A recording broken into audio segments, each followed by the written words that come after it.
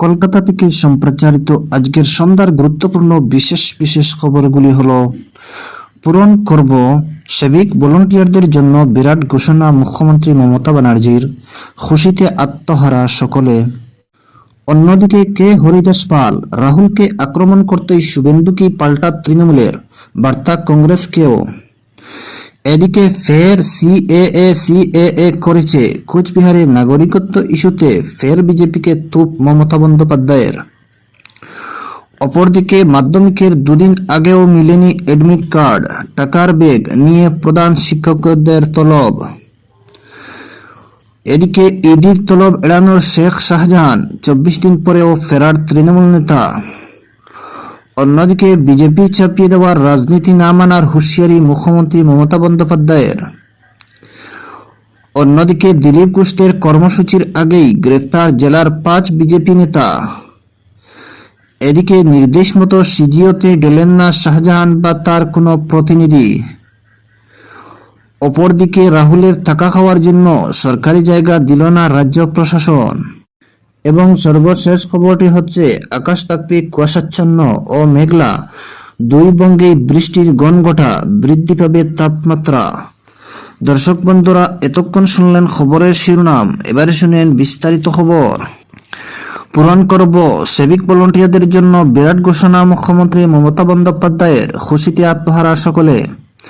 আসন্ন লোকসভা নির্বাচন তার আগে এদিন বাংলার সিভিক ভলান্টিয়ারদের উদ্দেশ্যে বিরাট বার্তা দিলেন মুখ্যমন্ত্রী মমতা বন্দ্যোপাধ্যায়। কাল সিভিক ভলান্টিয়ারদের প্রথম রাজ্য সম্মেলন সংগঠিত হল বারাকপুরে। পশ্চিমবঙ্গ পুলিশ ওয়েলফেয়ার কমিটির উদ্যোগে লাটবাগানে হওয়া সেই সম্মেলনে 30,000 সিভিক ভলান্টিয়ারদের যোগ দিয়েছিলেন। সেখানে তাদের উদ্দেশ্যে বার্তা দেন মুখ্যমন্ত্রী। পুলিশ ওয়েলফেয়ার বোর্ডের নোডাল অফিসার শান্তনু সিনহার মোবাইলের মাধ্যমে তাদের কাছে বক্তব্য রাখেন মুখ্যমন্ত্রী। এদিন রাজ্যের সিভিক ভলান্টিয়ারদের আশ্বাস দিয়ে তাদের উদ্দেশ্যে বিশেষ বার্তা রাখেন মুখ্যমন্ত্রী। তিনি বলেন, তৃণমূল সরকার প্রায় 2 লাখ সিভিক ভলান্টিয়ারদেরকে কাজ দিয়েছে। 60 বছরের পর তাদের অবসর, তাদের 5,300 টাকা করে বোনাস দেওয়া হয়েছে। চাকুরিরত অবস্থায় যদি কোনো সিভিকের মৃত্যু হয়, সেক্ষেত্রে তার পরিবারের সদস্যরা চাকরি পাবে। ইতিমধ্যে আপনাদের বহু দাবি পূরণ করা হয়েছে, বাকি দাবিও পূরণ করে দেব। মুখ্যমন্ত্রী এই ঘোষণা অত্যন্ত তাৎপর্যপূর্ণ বলেই মনে করা হচ্ছে। এদিন মুখ্যমন্ত্রীর মুখ থেকে বার্তা শুনে বেজায় খুশি হন সিভিক ভলান্টিয়াররা। এদিনে অনুষ্ঠানে উপস্থিত ছিলেন রাজ্যের কৃষিমন্ত্রী শুভেন্দু চট্টোপাধ্যায়, সেচমন্ত্রী পার্থ ভৌমিক, ব্যারাকপুরের কমিশনার অলোক রাজুরিয়া সহ বিশিষ্ট ব্যক্তিরা। অন্যদিকে কে হরিদাস পাল, রাহুলকে আক্রমণ করতেই শুভেন্দুকে পাল্টা তৃণমূলের, বার্তা কংগ্রেসকেও। লোকসভার আগে জনসংযোগের মাধ্যমে হিসেবে দেশ জুড়ে ন্যায়যাত্রার কর্মসূচি করেছেন প্রাক্তন কংগ্রেস সভাপতি রাহুল গান্ধী। তাকে কুরুচিকর ভাষায় বেনজির আক্রমণ করেছেন রাজ্যের বিরোধী দল নেতা তথা দলবদলু বিজেপি নেতা শুভেন্দু অধিকারী। ন্যায়যাত্রা নিয়ে রাহুলকে নজিরবিহীন আক্রমণ করেন শুভেন্দু। ওই মন্তব্যের ভিডিও টুইট করে এক্স হ্যান্ডেলে পাল্টা তুপ তৃণমূলের। সাংবাদিকদের মুখে রাহুল গান্ধীর নাম শুনে রীতিমতো কেঁপে যান শুভেন্দু। তিনি বলেন, গত 4 দিন ধরে প্রশ্ন করে যাচ্ছেন রাহুল গান্ধী কে হরিদাস পাল। একটা বলেছে স্টোভের উপর কয়লা দিয়ে সকালবেলা চা তৈরি হয়, স্টোভের উপরে কয়লা দেওয়া হয়, আমি তো দেখিওনি শুনিওনি। যার এই সেন্স তাকে কাউন্ট করে নেন। পশ্চিমবাংলায় তো অপ্রাসঙ্গিক পার্টি, এই পার্টির কোনো অস্তিত্ব নেই। শুভেন্দুর এহেন আক্রমণের বিরুদ্ধে সরব হয়েছে তৃণমূল। এই মন্তব্যের ভিডিও করে এক্স হ্যান্ডেলে তুপ এগেন তৃণমূলের রাজ্য সম্পাদক তথা মুখপাত্র কুণাল ঘোষ। তিনি বলেন, এটা ভাষা? রাহুল গান্ধীকে কি ভাষায় আক্রমণ করেছেন গদ্দার? রাজনীতিতে এই ধরনের অসভ্যতা ও সংস্কৃতি বন্ধ হোক। রাজ্য কংগ্রেস নেতারা বিজেপির দালালি করতে গিয়ে আর কত নিচে নামবেন যে এটা হজম করেছেন। শুভেন্দু কুৎসিত রাজনীতি বেআব্রু হয়ে পড়েছে, এই অসুস্থ ভাষায় তীব্র প্রতিবাদ করেছি। রাহুল গান্ধী সম্পর্কে মন্তব্যের প্রতিবাদ জানিয়ে এক্স হ্যান্ডেলের সরব হয়েছেন তৃণমূলের যুবনেতা তথা আইটি সেলের প্রধান দেবাংশু ভট্টাচার্য। তিনি লেখেন, তৃণমূলের কোনো নেতা কখনো মুখ ফুসকে খারাপ কথা বলে ফেললে যারা সমালোচনার জোয়ার নিয়ে আসেন, আশা করি তারা একই রকমভাবে এক্ষেত্রেও সমালোচনা করবেন।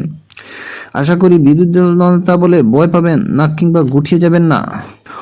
অপরদিকে ফের কা করেছে কোচবিহারের, নাগরিকত্ব ইস্যুতে ফের বিজেপির তুপ মমতার। ভোটের মুখে সিএএ নিয়ে ফের সরব মুখ্যমন্ত্রী মমতা বন্দ্যোপাধ্যায়। কোচবিহারের সরকারি অনুষ্ঠান থেকে বিজেপিকে এক হাত নিলেন তিনি। বললেন, ভোট আসতেই ফের কাকা করেছে তার সাফ বার্তা, সিএএ নিয়ে লাফালাফি করলে হবে না। সবাই নাগরিক না হলে কেউ ভোট দিতে পারতেন না। নাগরিকত্ব সংশোধনী আইন নিয়ে দীর্ঘদিন ধরেই কেন্দ্র ও রাজ্য দ্বন্দ্ব চরমে। প্রথম থেকেই সিএএ এর বিরোধিতা করেছে রাজ্য সরকার। তাদের বক্তব্য, সকলেই নাগরিক না হলে তারা ভোট দিতে পারতেন না। যদিও এই দাবি মানতে নারাজ বিজেপি, এই নিয়ে দ্বন্দ্ব জারি। এরই মাঝে গতকাল অর্থাৎ রবিবারই বিজেপি সাংসদ তথা কেন্দ্রীয় মন্ত্রী শান্তনু ঠাকুর দাবি করেন, আগামী এক সপ্তাহের মধ্যে রাজ্য লাগু হবে সিএএ। তার যুক্তি, মুখ্যমন্ত্রী বারবার সকলের ভোটাধিকার রয়েছে বলে দাবি করলেও মতুয়াদের অনেকেই নাকি ভোট দিতে পারেন না। শান্তনু ঠাকুর বলেন, সিএএ হলে মতুয়ারা যোগ্য সম্মান পাবে। অপরদিকে মাধ্যমিকের দুদিন আগে মিলেনি অ্যাডমিট কার্ড, টাকার ব্যাগ নিয়ে প্রধান শিক্ষকদের তলব। মাধ্যমিক পরীক্ষার আর দুদিন বাকি, কিন্তু এখনও অ্যাডমিট কার্ড পায়নি বহু ছাত্রছাত্রী। এই বিষয়ের জল কলকাতা হাইকোর্ট পর্যন্ত গড়িয়েছে এবং প্রধান শিক্ষকদের মোটা টাকার ব্যাগ নিয়ে হাজিরা দিতে বলেছে আদালত।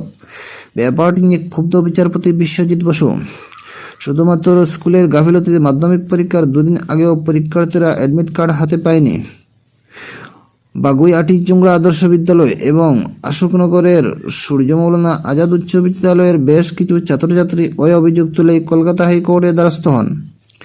এছাড়া মুর্শিদাবাদের একটি হাই স্কুলে ৮ ছাত্র অ্যাডমিট কার্ড না পাওয়ার হাইকোর্টের দ্বারস্থ হয়েছে। এদিকে বিষয়টি শুনেই প্রধান শিক্ষকদের উদ্দেশ্যে বিচারপতি বলেন, মোটা টাকার ব্যাগ হাতে করে হাইকোর্টে আসতে তো হবে তাদের। অনুমান, বিপুল পরিমাণ জরিমানার মুখোমুখি হতে চলেছেন তারা। বিচারপতির কথায়, বিপ্লব কুমার বেলায় এই প্রধান শিক্ষকদের জুড়ি মেলা যায়, অথচ ছাত্রছাত্রীর বিষয়ে তারা উদাসীন। পাশাপাশি তার কার্যত হুঁশিয়ারি, প্রধান শিক্ষক না এলে পুলিশ দিয়ে তাদের আদালতে আনা হবে। মঙ্গলবার তাদের তলব করেছে কলকাতা হাইকোর্ট। এদিকে ইডির তলব এড়ালেন শেখ শাহজাহান। ২৪ দিন পরেও ফেরার তৃণমূল নেতা।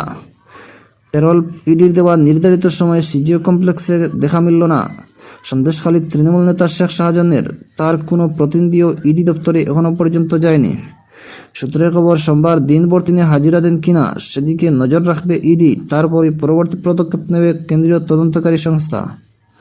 শেখ শাহজাহানের অন্তর্ধান রহস্যের কিনারায় উঠে পড়ে লেগেছে ইডি। সূত্রের খবর, ইতিমধ্যে শাহজাহানের দুটি ফোন নম্বরের কল লিস্ট বের করেছে কেন্দ্রীয় তদন্তকারী সংস্থা। গত ৫ জানুয়ারি ইডি হানার সময় দুটি মোবাইল ব্যস্ত ছিল।